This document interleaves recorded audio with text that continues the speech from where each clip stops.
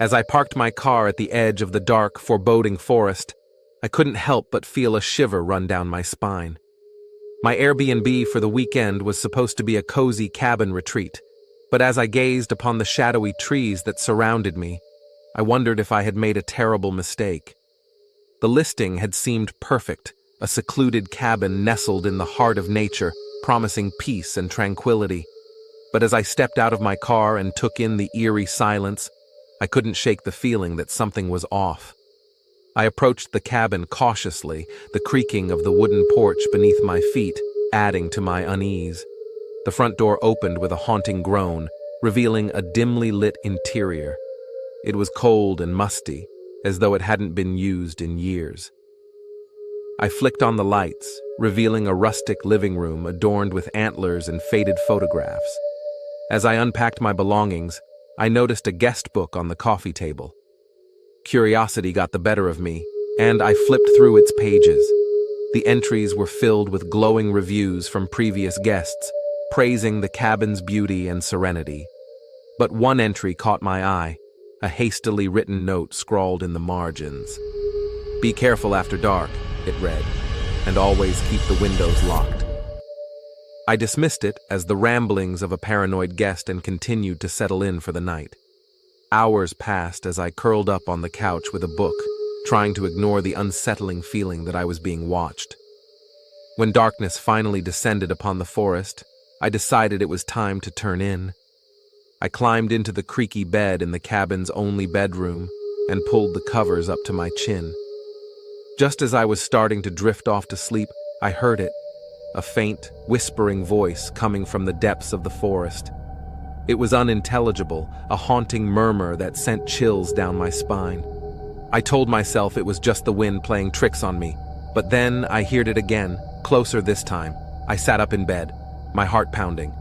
The voice seemed to be calling my name, a soft, plaintive cry that sent a shiver down my spine. That's when I remembered the note in the guest book. "Be careful after dark."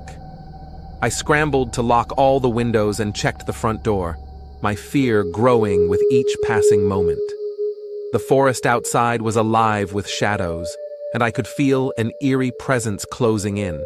As I huddled in the corner of the bedroom, the whispering grew louder and more insistent.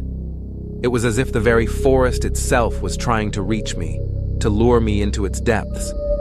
I was paralyzed with fear, unable to escape the relentless, ghostly voice that echoed through the cabin. And then, in a sudden and horrifying realization, I understood the crucial detail the host had left out of the listing. This cabin wasn't just nestled in a remote forest, it was part of the forest itself. The trees, the shadows, the whispering voices, they were all part of some ancient, malevolent entity that hungered for unsuspecting travelers. As the darkness closed in around me, I knew I had to find a way to escape this cursed place, but it was too late. The forest had claimed me, and I was now a part of its twisted, haunted history. In the end, I became just another entry in the guest book, a warning to future guests who might venture into the remote forest, seeking shelter in the cabin that was anything but what it seemed. The quaint village of Willowbrook seemed like the perfect escape from the chaos of city life. Nestled in a picturesque valley, it was a place where time appeared to have stood still. My Airbnb, a charming cottage with a thatched roof, was the epitome of rustic charm. Little did I know, this getaway would soon turn into a nightmare. On my second evening in Willowbrook, as the sun dipped below the horizon and darkness enveloped the village, I heard a knock at my cottage door. Curiosity piqued. I opened it to find a group of villagers standing there, their faces etched with a strange mix of anxiety and excitement. "Welcome to Willowbrook," the elderly woman at the front of the group greeted me, her voice trembling. "We've been watching you, and we think you're the perfect candidate to join us tonight." "Join you for what?" I asked, bewildered.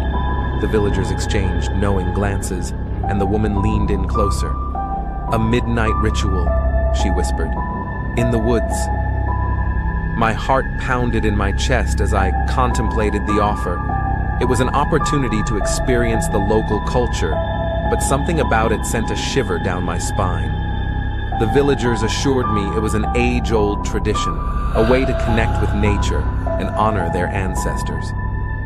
With a mixture of trepidation and curiosity, I agreed to join them. They led me through the narrow, winding streets, and I couldn't help but notice the villagers' strange, fervent demeanor. Their eyes gleamed with an eerie intensity, and their steps seemed to echo with purpose as we ventured deeper into the woods. We arrived at a clearing surrounded by ancient, gnarled trees. In the center, a circle of stones had been arranged with intricate symbols etched onto them. The villagers formed a ring around the stones, and at the center stood a hooded figure. The hooded figure raised its arms, and the villagers began to chant in a language I couldn't understand. The air grew thick with tension, and I felt a rising sense of unease. As the ritual continued, I noticed that the symbols on the stones began to glow faintly. Suddenly, the ground beneath my feet trembled, and I watched in horror as the earth split open, revealing a gaping chasm. From its depths emerged grotesque, otherworldly creatures, their eyes gleaming with malevolence. The villagers continued to chant, seemingly unfazed by the monstrosities that now surrounded them. As fear gripped my heart, I realized that I had stumbled upon a horrifying secret society, one that had made a pact with the darkest forces of the supernatural. Panic welled up within me, and I knew I had to escape. I slipped away from the chanting circle, my heart pounding in my chest. The forest seemed to close in around me as I stumbled through the darkness, desperate to find my way back to the safety of my cottage. The chilling cries of the creatures echoed in the distance, and I knew they were not far behind. Finally, after what felt like an eternity, I emerged from the woods and back into the village. Gasping for breath, I rushed to my cottage, locked the door, and barricaded myself inside. I could still hear the distant chanting and the eerie howls of the creatures in the woods. The horrifying secret society of Willowbrook was not a quaint village tradition, but a nightmare hidden beneath the surface of this seemingly peaceful place. I knew I had to leave Willowbrook as soon as morning came, but the memory of that nightmarish ritual in the woods would haunt me forever, a twisted secret I wished I had never uncovered.